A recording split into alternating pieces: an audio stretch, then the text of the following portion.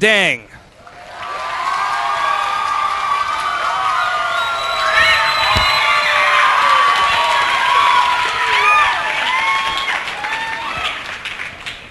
Before I start, I'd just like to thank everyone for giving me a home for the last 2 years every Saturday, so.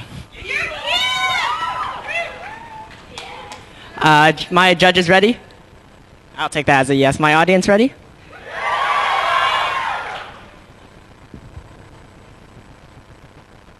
Sexy, funny, smart. Sexy, funny, smart. Now, ladies, gentlemen, this is all what we desire in our future lives, and our future husbands, and our future wives, and life isn't perfect, and neither am I, but damn it, I'm gonna try, because us nerd boys and girls, we are the world's biggest untapped source of romanticism. Now, I'm not saying you should go out there and grab the next geeky guy you see. I'm just saying, treat us like Gatsby. Give us the green light. By the end of this speech, you'll understand that you'll have chemistry with every nerd out there because, frankly, we're always in our element. And we won't propose to you on the spot, but we can lord over your ring.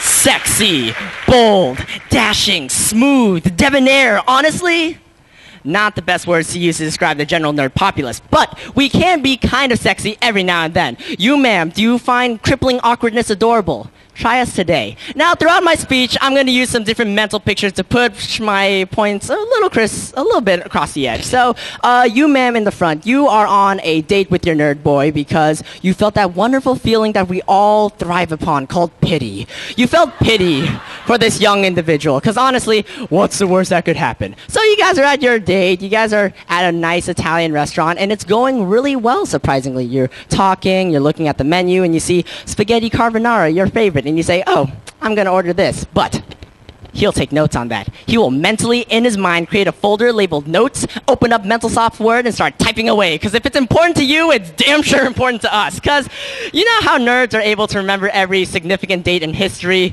We'll remember every insignificant date you go out with us on.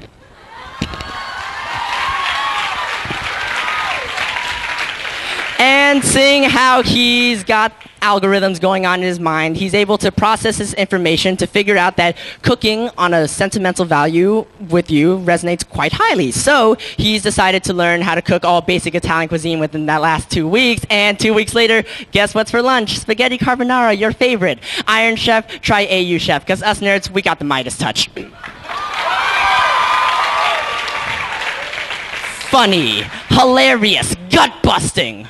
Well, we won't make you split a seam like Oogie Boogie, but we will make you giggle or chuckle or chortle, and we will make your knees red. Not like that. Because we've got knee slappers!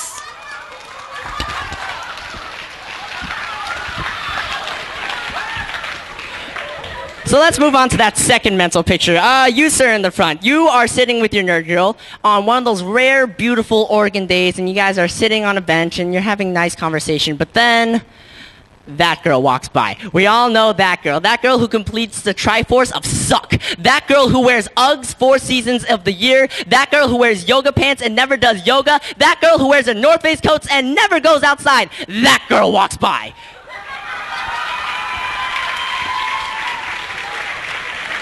So, as she's walking by, you quietly remark to your nerd girl, ooh, I really don't like her. She's really catty and stuck up and all this bad stuff. And she says to you very politely, very calmly, quite,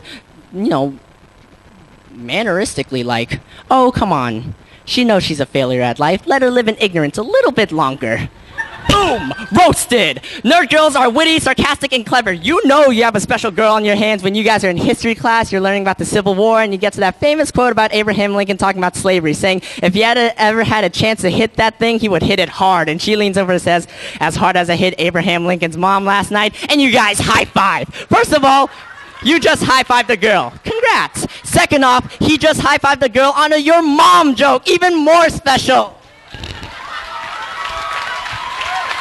It's a very, very, very humbling moment in your life when you are discussing your long, illustrious future with your nerd girlfriend, and she looks straight into your eyes, as serious as black, as serious as satellite radio.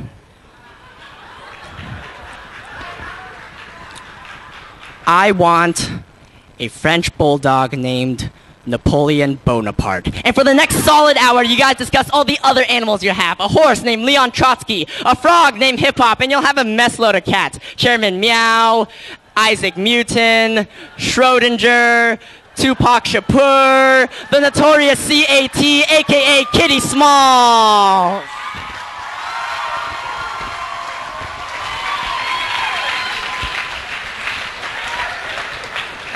And that was just the funny portion. Let's get to that smart portion.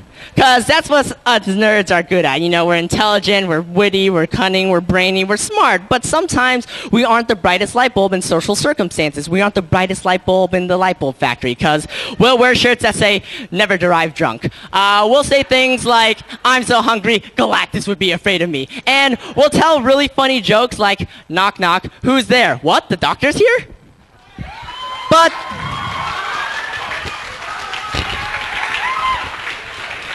But despite all of our geekery, you put up with us because we have more to say than just, I love you. No. We say, I love you, and I want to hold you like a conversation that when I look into your eyes, I see a piece of your soul, and it's beautiful. That the average human breathes 20,000 times a day, but after meeting you, it's steadily decreasing every single day. And baby, call me Dante, because you got me hot like an inferno. Woo!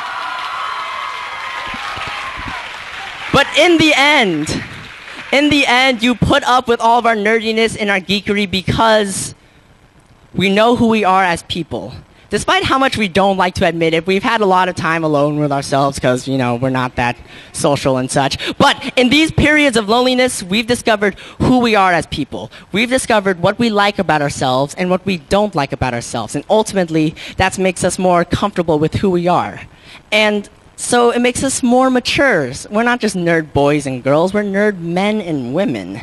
So we're sexy because we're comfortable with who we are, we're confident. And if you say, oh no, you're not confident, you're just a nerd, we reply very eloquently, suck my cockiness. We are funny.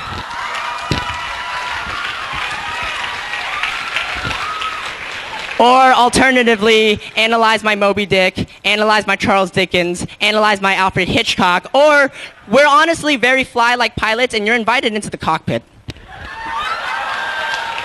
But we are funny because we never let anything get us down. We're like a book on anti-gravity that way. And we're smart because we know that beauty is in the eye of the beholder. And when the beholder is the nerd, we see everything. Like the eye of Sauron. So I raise my glass, my holy grail, my chalice, my goblet of fire to my nerd brethren and sistren. To all those people who aren't sexy, funny, smart conventionally, but sexy, funny, smart in the next degree. Sexy, funny, smart cubed.